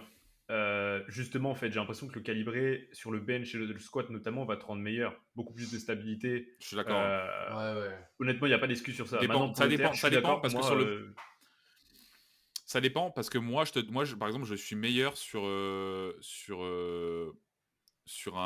Bon, après, ça c'est pas vraiment la barre, le truc, c'est vraiment le combo rack. Je n'arrive pas à me placer au squat sur un combo rack, tu vois, parce que je manque d'habitude, justement. Et comme j'ai l'habitude de m'entraîner sur un half rack, tu sais, je peux vraiment m'ancrer en fait, bousiller la barre dès que je set up. J'ai trop de mal, en fait, à me placer sur un combo rack où la barre, elle bouge comme ça. Et voilà, exactement. C'est trop compliqué, je trouve. Et je peux vraiment perdre 5 kilos sur mes perfs à cause de ça. Et sur le bench, le problème, c'est que quand tu as trop l'habitude de t'entraîner dans des salles un peu pourries, tu as trop l'habitude de mettre des élastiques, et quand tu arrives sur des bancs, quand c'est pas le dernier Leico avec le grip dessus, tu as trop tendance à glisser par rapport à la salle. Et je pense qu'il y a ça aussi qui joue. Tu en as trop qui ont tendance à s'entraîner avec élastique, c'est pas une mauvaise chose, bien au contraire. Mais il faut bien se dire que. Avec le tapis action. Exactement. faut bien se dire que quand tu arrives en compétition, le banc risque de glisser, à moins que tu arrives au championnat de France, quoi. Ouais, mais du coup, moi, vraiment, je pense que faut juste le prévoir dans ton match, tu vois. En fait, si t'es surpris de ça, c'est que tu pars du principe qu'en compte, tu vas forcément perdre, alors qu'en vrai, c'est pas le moment où t'es censé forcément perdre, tu vois. Je te jure. Ouais, mais ça, malheureusement, c'est la plupart des athlètes, ils se disent ok, c'est la combe, j'ai fait un picking entre guillemets, j'ai fait ça, Ouais, je je vais suis faire censé faire. Surcoté ou sous-coté le surcompenser. picking? euh, Sous-côté, hein, sous-côté de ouf. Hein. Le picking? Ouais, sous-côté. Moi, j'allais dire surcoté de fou. Les gens, ils s'attendent tellement après un taper à faire un plus 50 sur leur total, c'est... non, mais c'est ce que pensent les gens du picking plus qu'autre chose. Alors. Ouais, voilà, c'est ça. C'est la vision de la Ah oui, oui, surcompensation ok. qui est surcotée. Ouais. Genre la Oui, mais du coup, surcompensation, c'est ouais, surcoté. c'est ça, Mais ok. par contre, un picking, quand tu connais bien ton athlète et que tu as trouvé la recette qui fonctionne, c'est sous-côté de ouf. Oui, ok. Genre le picking individualisé, quand tu as l'athlète depuis genre 2 ans et que tu as fait 6 pickings, c'est cool, tu vois. Enfin, 6 pickings en 2 ans, ça fait beaucoup, mais. C'est le mec qui est mort. Je sais plus ce qu'on disait avant. Ouais, que en gros, sur le calibré, tu vois, c'est pas indispensable, mais c'est bien. C'est Surcoté ou que. sous-côté la hype? Oh, surcoté. Surcoté. Non, non, non. Non, sous-côté, mais être extraverti, c'est surcoté. Ouais, Ouais, se clairement. hyper, ouais. Ouais, En fait, ouais, les ouais. gens dépensent... Externaliser ça. Les gens dépensent tellement d'énergie en se hypant qu'ils n'ont plus aucune énergie au moment où il faut la mettre. Et même, je Exactement. pense que Moi, je vais pas. beaucoup de personnes se hype sans même savoir pourquoi et sans même se rendre compte qu'ils en ont besoin. Il y en a juste, c'est. Ils voient les autres le faire, donc ils se disent voilà, je fais de la force, je vais faire un deadlift lourd, il faut que je crie. Non, mec, si tu veux pas crier, si tu veux Mais- écouter ta musique classique, écoute ta musique classique, tu vois. Mais c'est surtout que sur un jour X où tu as un seul truc à max, etc., ok. Mais quand tu arrives en compétition et que tu te hype du début à la fin, bah, tu Ouais. vas arriver sur ton terme, mon pote, et Ammoniaque tu vas sur le être nul. premier essai. C'est triste à dire, hein. C'est triste à dire, mais. Hein? J'ai dit ammoniaque sur le premier essai, direct. Mais j'en vois beaucoup comme ça. Mais bah, moi, par exemple, c'est l'exemple avec Tom. Tom. C'est triste, mais tu vois, son terre, il a été beaucoup moins bon que dessus que ce qu'il pouvait faire. Juste parce qu'en Ouais. fait, bah, du premier essai squat au troisième essai bench, il s'est hypé. Je sais qu'il en a besoin, tu vois, mais c'était peut-être trop. Et du coup, bah, Ouais, mais ça, je pense qu'il en a besoin à l'instant T, mais ça se travaille, tu vois. je suis d'accord. Et moi, par contre, je suis désolé, mais en vrai, on devrait pas faire de distinction par rapport au niveau. Mais franchement, les gars qui deviennent zinzin alors qu'ils sont pas très bons, moi, ça me cringe. Je suis désolé, les gars qui sont zinzin pour 150 de terre, ça me cringe de fou furieux. Des grands J'aime respects bien. aux mecs qui sont pas bons parce qu'on a tous été mauvais au début et je suis encore très mauvais, tu Pourquoi tu deviens zinzin? Attends, alors je comprends pas. vois. Franchement, ça me cringe, vraiment. Moi, je peux pas. Moi, je sais pas. Moi, il faut que je sois calme, sauf sur le terre. Moi, en fait, Ouais. c'est même pas de la hype. Faut que je sois en train de chialer pour être fort, tu vois. Oui, C'est mais aussi pour simple moi, que ça, ça. c'est de la hype aussi, Moi, tu vois. moi, j'avais parlé de mouvements Faut juste. émotionnels. Il y a certains Ouais, mouvements voilà, où, en c'est ça. fait, il y a le système nerveux parasympathique et le sympathique. Et j'ai tendance à remarquer que certains mouvements vont avoir une tendance plus sympathique que parasympathique. Notamment le bench qui va être parasympathique, le terre qui va être plus sympathique. Pour ça que, généralement, la plupart des benchers vont vraiment se calmer pendant le bench. Ça va être la pause, ça va être le repos nerveux un peu. Et se suractiver sur le sympathique, enfin sur le deadlift et envoyer l'ammoniaque, envoyer la tête contre le mur et tout. Parce il y a aussi une cohérence à respecter. Quoi. Le bench est ultra technique. Je dis pas que le terre, ça ne l'est moins, mais le bench quand tu fais bien Et ce mouvement, j'ai des athlètes qui sont, faut que tu sois concentré. Quoi. j'ai des athlètes qui sont beaucoup plus forts au bench en se mettant des coups de tête, hein. Mais vraiment. Ouais, mais c'est Ah, ouais, rare, bah, tu vois. ah oui, c'est ça. Enfin, moi, je suis une généralité, mais bien sûr il y a des cas individuels. Je dirais que c'est des athlètes qui sont très musculaires. On va dire que close grip, Oui, voilà. euh, voilà, ou beaucoup d'amplitude, etc. Mais toi, j'ai un cas un peu différent. C'est Maël. On a découvert que bah, pour qu'il soit fort au bench, faut qu'il s'énerve. Pas non plus faire le débile, tu vois, mais faut qu'il s'énerve, tu vois. Faut pas qu'il soit calme. Alors que moi, sur mon bench, il faut vraiment que je sois. Genre, j'écoute 4 mots sur un piano de Patrick Fury, quoi, tu vois. On est d'accord, on est d'accord. Je suis pareil que toi. Ou du Calogero, tu vois.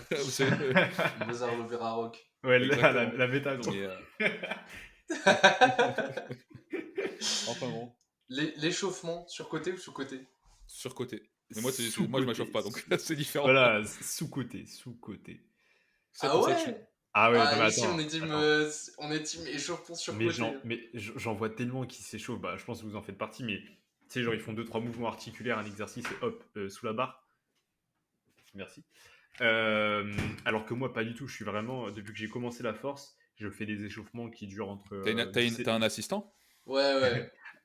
Non, ouais, oui, c'est le président de la République. Ok. Et du coup, depuis que j'ai commencé la force, moi, vraiment, je m'échauffe pendant 10 à 20 minutes.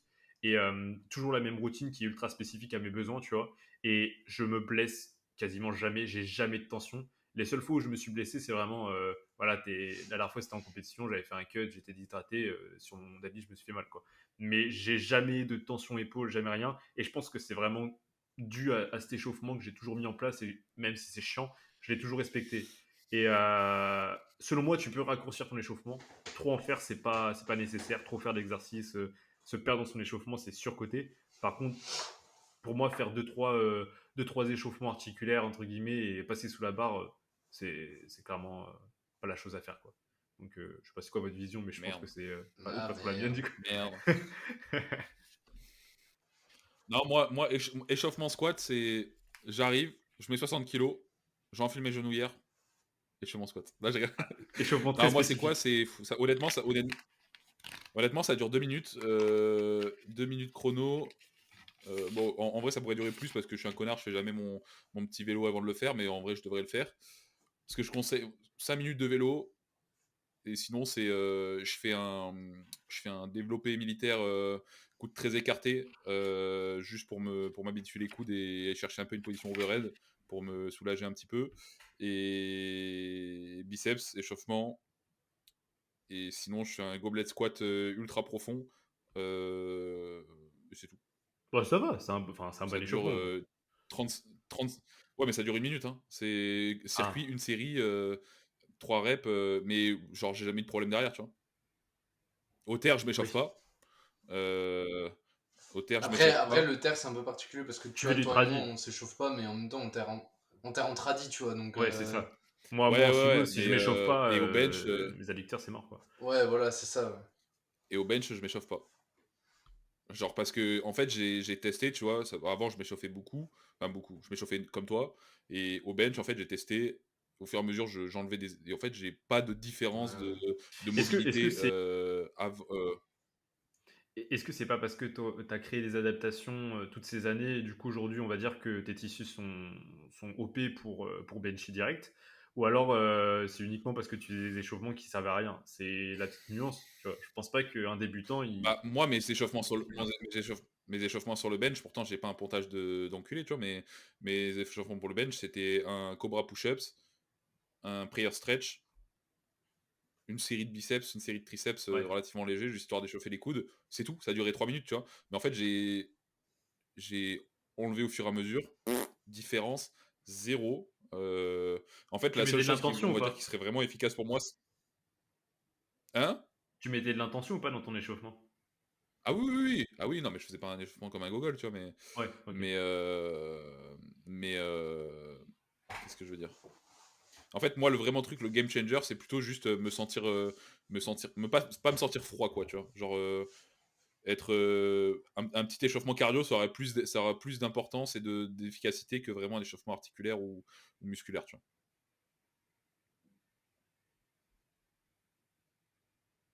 Voilà. Ouais, Non, moi, mais je suis je d'accord avec suis toi. assez d'accord. Ne suivez pas mon exemple. Mais après, Non. à mes athlètes, je leur dis pas, ne t'échauffe pas, tu vois, je leur fais Ouais, un ouais. échauffement Ouais, spécifique, ok. etc.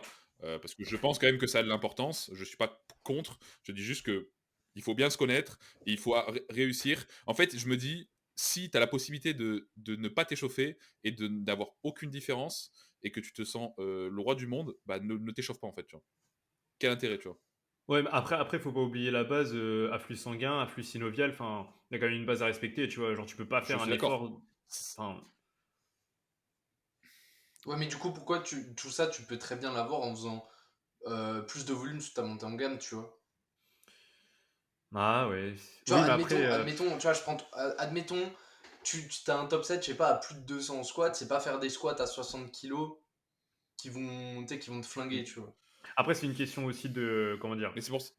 c'est une question aussi d'habitude parce que moi, tu vois, je me place sous une barre à vide ou à 70 kilos si je suis pas échauffé. ma technique sera dégueulasse, j'aurai des tensions parce qu'en fait, faut que mon corps, Oui, oui, bien sûr. progressivement, Moi, je pense que amène c'est vers plutôt ça. que. Ouais. Moi, je pense que c'est surtout qu'il y a souvent moyen de trouver des exos un peu polyarticulaires qui fassent le taf de ouf, tu vois. Genre, moi, je sais que le bench, par exemple, plutôt que enfin faire biceps, triceps, coiffe des rotateurs et tout, en fait, tu fais un genre de développé nuque, tu vois, à la barre un Ouais. peu. Je trouve que en fait, ça fait tout en un, tu vois. Tu fais un peu de l'OHP, un peu de développé nuque, je trouve que ça fait le taf, tu vois, Bon, faut globalement. pas non plus envoyer un développé nuque à 60 kg arrière 0, Oui, mais voilà, non, juste, mais. juste histoire de, tu vois, moi ça me débloque pas mal. On en avait parlé avec Nathan, un développé nuque vraiment full ampli. Ça, moi pour le squat, vraiment mes coudes, ça passe de douleur à rien du tout, tu vois. Ouais, donc vous êtes Mais plus, c'est comme je te dis, comment dire, c'est l'échauffe. vous êtes plus, mince, adhérent d'un échauffement Ah, avec recherche de mobilité minimaliste. spécifique plutôt que musculaire, Ouais. Ouais. activation, ouais, ok. Pour moi, c'est juste une perte de temps, tu vois. Genre, trop chercher à s'échauffer. Il y en a trop qui cherchent trop à s'échauffer. Ça... Et Hmm. après, ils viennent me dire, Nathan, j'ai pas eu le temps de faire ça, j'ai pas eu le temps de faire ça. Non, c'est juste manque d'organisation. Tu peux enlever ça, ça, ça. Si tu. Déjà... Ou les gens qui me. Bon, après, ça, on change de sujet, mais les gens qui me disent, j'ai pas le temps, alors que bah, à la salle, ils discutent et ils me disent, j'ai pas eu le temps de Hmm. m'échauffer ou j'ai pas eu le temps de faire ça. Tu peux discuter à la salle, mais mets un chrono.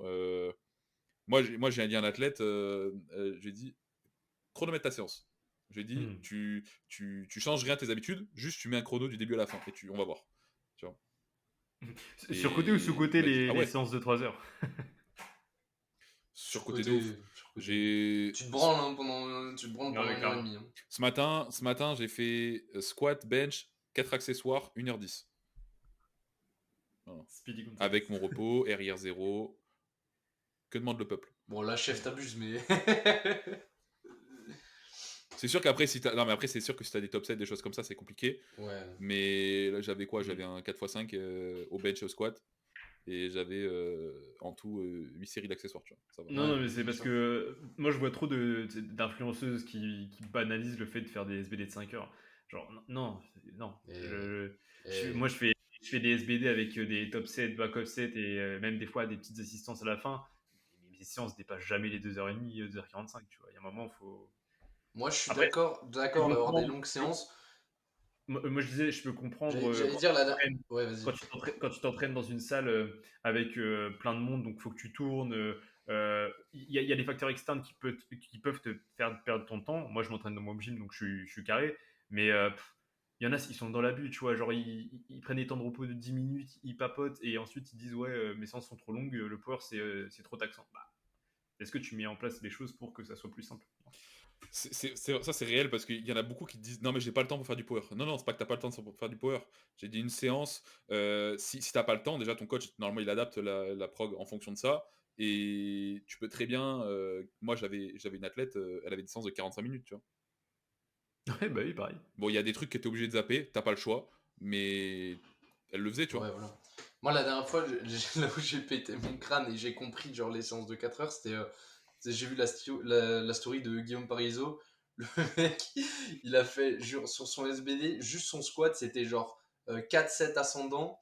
Et après, il avait genre 4 ou 5 back-off en variation et tout. Sachant que faut compter aussi sa montée en gamme, vu que lui, il squatte 2,80, bah, la montée en gamme, elle fait au moins 6 séries, tu vois. Et là, je me disais, mais gros, mais c'est trop une dinguerie en fait. Là, je veux bien une séance de 4 heures, tu vois, Non, bah, mais après, voilà, moi, Guillaume Mais Parizeau, dans... je c'est prends pas pas non comme ça, plus donc. l'athlète moyen, tu vois. Oui, mais dans tous les cas, je pense que c'est. Non, Je mais pense surtout que. que c'est pas l'athlète moyen, tu vois. Oui, Genre, et après, Oui, il bien fait ça sûr. parce qu'il a le temps. Je pense qu'il y a moyen de faire la même chose, mais en le séparant plusieurs jours aussi, tu vois. Oui, oui, Ouais. bien sûr, bien sûr. Et là, je pétais mon crâne, j'étais là, wow. C'est ça. Comment ça, 15 Faut, séries? C'est pas Coco quand tu prends un quand la dernière fois on athlète. avait dit, il avait 35 séries. Oui.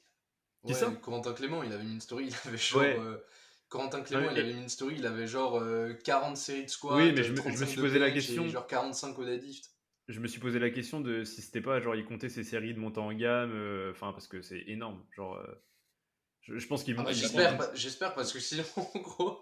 Ouais, c'est ça. Genre, qui peut encaisser Et ça? surtout qu'en plus, même, admettons que même sur que même sur 40 séries, on est 30 qui soient submax. Submax chez lui, c'est quand même 250 kilos, quoi. Donc, Moi, j'ai 8 séries hebdo, voilà.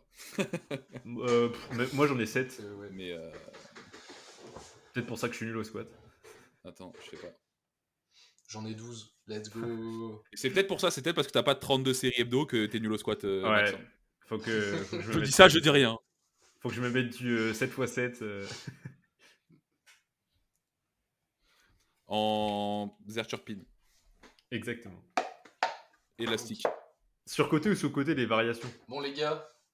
Ah, les variations Ah, je l'ai mis aussi. surcoté. de ouf. Surcoté. Surcoté. Je trouve que l'utilisation De- qu'en de- font la plupart, surcoté, Ouais, ouais. mais sinon, je trouve ça juste à sa juste valeur si tu les utilises bien. La vision de la variation en mode problem solver hyper simple, genre log compliqué, ah bah je vais faire telle variation. Oui, non, mais Ça, ça, c'est c'est débile. surcoté. Mon lock est compliqué, je fais du rack pull. Allez, Ouais. nique Ouais, ta mère. queuing bien supérieur à la Donc, variation, honnêtement, quoi. juste place-toi mieux au départ et dans ta question, voilà. Exactement.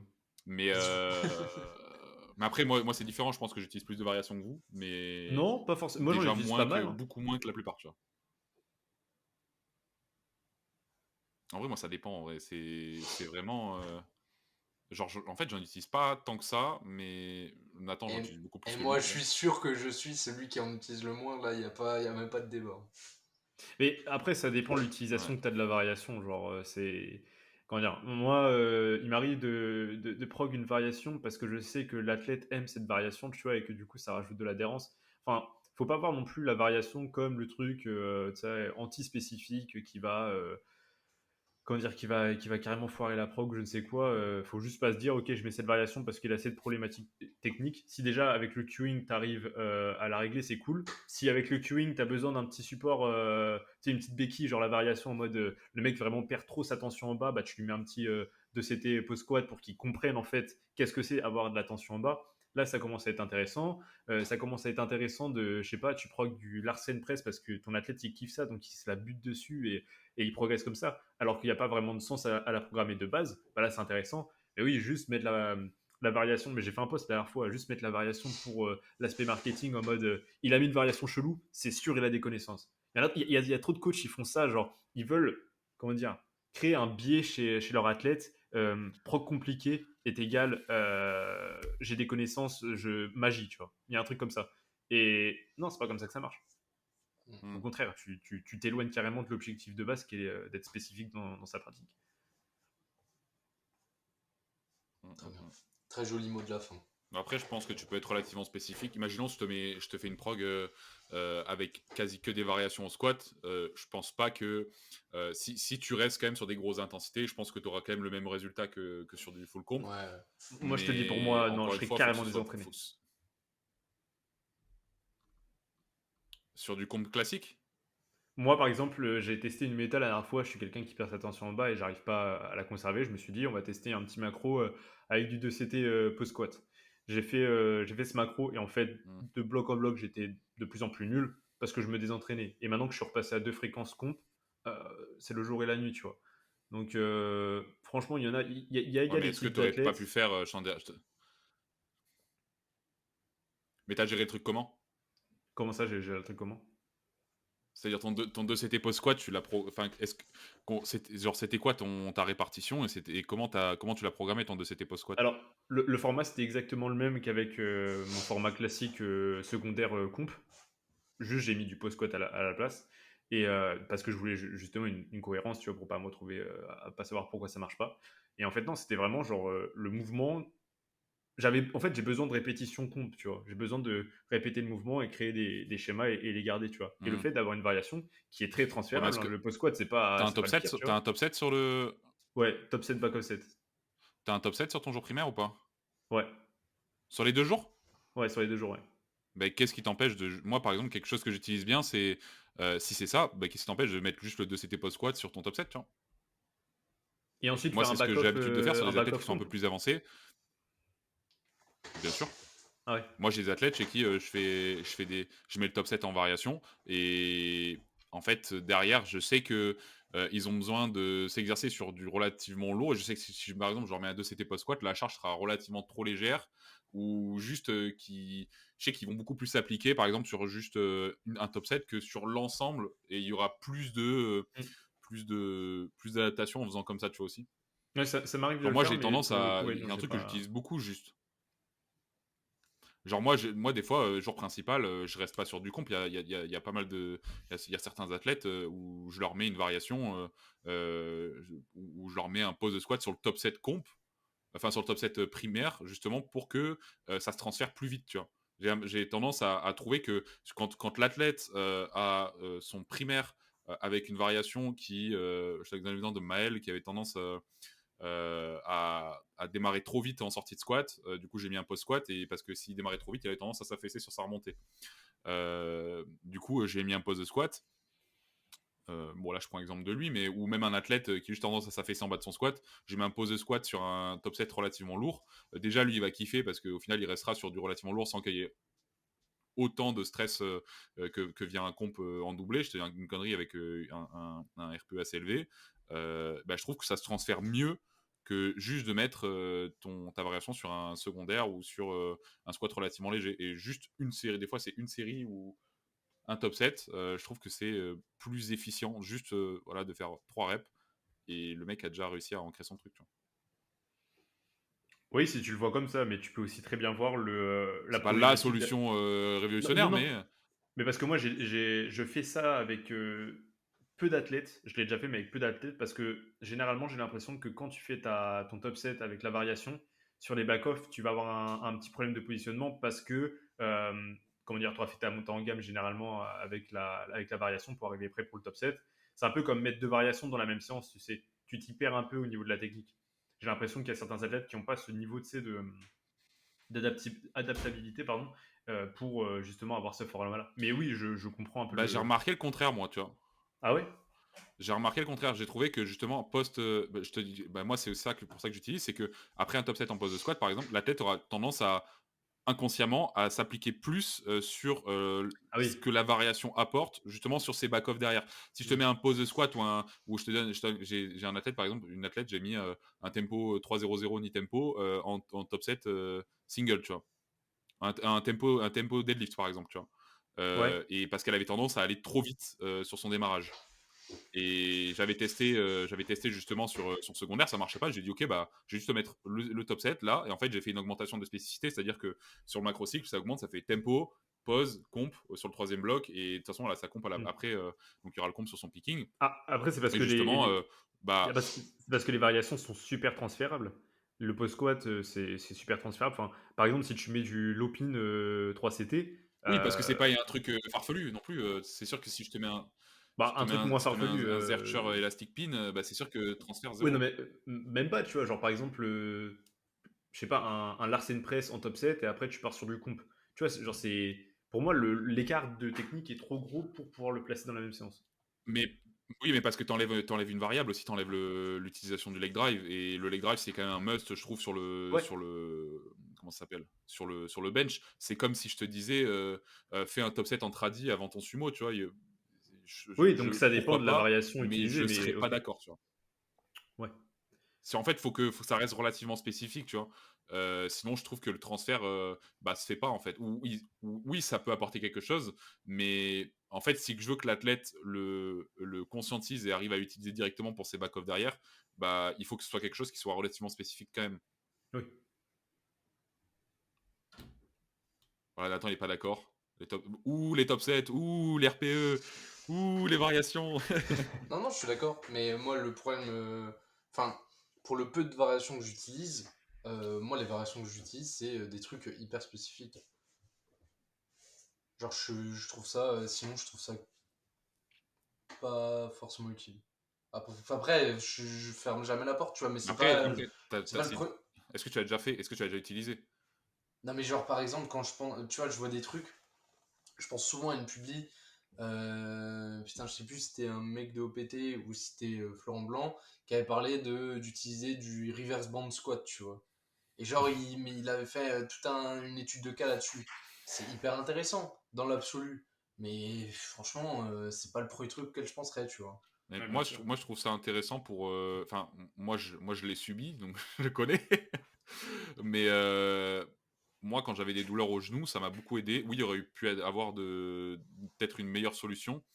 Mais en fait, ça te permet de garder quand même un taux d'exertion relativement élevé tout en limitant la phase du squat qui est douloureux. Mais le problème, c'est que justement, tu te désentraînes un petit peu dans la phase du squat qui est la plus importante, c'est-à-dire le bas du mouvement. Plus le fait aussi qu'en termes de mise en place, ça casse les couilles. Tu vois. Ouais, c'est chiant. Mais moi, de Hmm. toute façon, le truc avec ça, c'est Mais c'est que, pas en quelque fait, chose que j'utilise moi. dans l'absolu, moi, je dis pas que ceux qui coachent comme ça, ils sont pas bons, tu vois, parce que Gaze. ben non, mais je veux dire, Nathan, enfin, entre toi et moi, tu vois, on coach pas vraiment de la même manière, mais pour autant, enfin, je veux dire, t'as des athlètes qui progressent, donc c'est bien. Mais moi, je pense que, en fait, quand t'es Après, coach, tu notre peux. manière de coacher n'est pas totalement différente. Non, On a mais quand elle est même pas totalement énormément de différente, points. mais il y a des différences quand même. Et juste le truc, c'est que je pense que quand t'es coach, tu dois avoir tu dois un peu avoir ta manière de coacher. Genre, tu peux pas être spécialiste de tout, en fait. Genre, tu peux pas Ouais, être je bon suis dans tout. clairement d'accord. Genre, moi, c'est clair que j'ai une méta, c'est pas la plus fun et c'est pas forcément dans l'absolu la meilleure, je suis d'accord, mais c'est celle avec laquelle je suis à l'aise et celle sur laquelle j'ai confiance, tu vois, en ce que je suis capable de faire, tu vois. Hmm. Et moi, je pense que tu peux pas être bon, tu peux pas être à la fois à l'aise, ah ouais, toi, je vais te coacher en emerging strategies parce que j'ai suivi les classrooms, toi, ce sera du pourcentage based, toi, ce sera de la variation, toi, ce sera de la single year round, tu vois, genre, ça, c'est pas Ouais. possible en fait, ça. Enfin, moi, je pense que Mais c'est moi, pas j'ai pas possible. l'impression. Enfin, moi, peut-être ça va faire bizarre, mais j'ai pas l'impression d'avoir tant une méta que ça, tu vois. Genre, je sais que j'ai mes manières de faire et je suis dedans, mais j'ai tendance quand même à des fois, quand j'ai un problème, ou à utiliser ce que je fais déjà, et des fois, à me dire, Oui, mais bah, toi, tu désaxes en fait. Genre, t'as ta base, mais tu pars un petit peu à droite à gauche, mais t'as ta base. Le problème, c'est oui, de pas avoir de base et juste de ok, toi ça, ok, toi ça. Non, c'est ça qui est problématique parce que en fait, tu fais quelque chose, t'as une science incertaine dans ce que tu fais vu que bah, t'es clairement pas spécialiste. Alors que si tu gardes ta base comme toi tu fais mm, et que voilà, t'individualises en mettant bah pour toi ça sera un peu de RPE et toi plus du pourcentage, en vrai pour moi ça change pas grand chose. La base reste la même, tu vois. mm, ouais. Ouais. Moi, je vais pas mentir, quand je commence avec un athlète, franchement, ils ont quasiment tous la même prog, tu vois. Mais je suis carrément. Mais Ouais, Par ils ont la, rapport. ils ont Par, la rap- même, en fait, ils ont ils ont la même relativement le base. même truc, oui, mais avec un volume et une intensité différentes. oui, mais oui, Et forcément, tu Clairement. vois, Et mais, si je récupère un gars qui avait 13 séries de bench et l'autre qui en avait 22, mais ils vont bien pas sûr, commencer tous les deux à bien sûr. 17, tu vois. Mais je veux Bon, dire, ils moi, auront tous sensiblement les mêmes formats, bien sensiblement la sûr. même structure dans le bloc. Mais c'est juste que après ça, je vais commencer à un peu modifier, tu vois. Mais Hmm. à la base, j'ai un truc sur lequel je suis hyper à l'aise. Et puis, je vois en fonction, tu vois. Genre, C'est ça, moi ça tombe de c'est ce que part, quoi. ouais, j'explique. voilà, c'est ça. C'est ce que j'explique lorsqu'on s'appelle pour l'appel de début de coaching. Je vais dire, bah, écoute, moi, je vais expliquer ma stratégie. Et ma stratégie, c'est on va commencer avec une base. Et de cette base, on va attendre vers quelque chose qui est carrément individualisé, tu vois. Parce que aucun coach peut me dire droit dans les yeux, j'ai un athlète, je sais exactement ce que je dois faire avec lui. Non, tu le connais pas, ton athlète. Et c'est pas le questionnaire que tu vas lui poser au début du coaching qui va faire que tu le connaîtras, tu vois. Donc, pars avec ta Eh ben, c'est base. que tu es un mauvais coach, Maximilien, moi je le dis. pars avec ta base, apprends à connaître l'athlète et individualise de bloc en bloc sans, comment dire, sans partir dans des trucs farfelus et en changeant trop de variables parce qu'en fait, tu vas t'y perdre dans ta stratégie et tu sauras jamais qu'est-ce qui a marché et qu'est-ce qui n'a pas marché. En fait. Mm, mm, mm. Je suis d'accord. Donc, pour tous ceux qui regardent le podcast, si vous commencez un coaching et que vous avez 6 variations, 36 000 formats et que le coach ne sait pas vous l'expliquer, bah, allez chez Kiritsu ou Hermes Process. Mais Hermes Process, c'est un petit peu mieux quand même. Let's go. Bon, du coup, je pense qu'on a quand même fait pas mal le tour du podcast parce que là, ça fait quand même 1h30 que ça tourne. Du coup, je pense qu'on va conclure. Yep. Ouais, concluons. Donc, si vous êtes intéressé à rejoindre l'une des meilleures teams de coaching de France, aka Kiritsu ou Hermes Process, n'hésitez pas à nous contacter directement sur notre site internet ou directement en DM sur Insta, que ce soit Nathan ou moi. Bon, Maximilien. Et attends, moi j'allais y venir. Et si jamais vous aimez pas les Nathan, bah, allez chez Hermes Process. De toute façon, je crois qu'il va lancer bientôt son podcast, donc ça à écouter aussi. Mais pareil, vous pouvez le contacter directement sur Insta. Enfin, je sais pas, fais ta promo un peu, vas-y. Écoutez les gars, YouTube, Insta, TikTok, Maximilien _HPRS. Voilà, beaucoup de contenu qui va sûrement vous plaire. Et bientôt le podcast où j'inviterai mes chers collègues de Kiritsu. Ok. Et si jamais vous cherchez les meilleurs compléments du game, NutriPure, code Kiritsu, KIRITSU, pour moins 10% sur votre première commande. Voilà. Let's go, Et, on a réussi à la placer. et Moi, voilà. ils ont pas répondu à ma Bisous.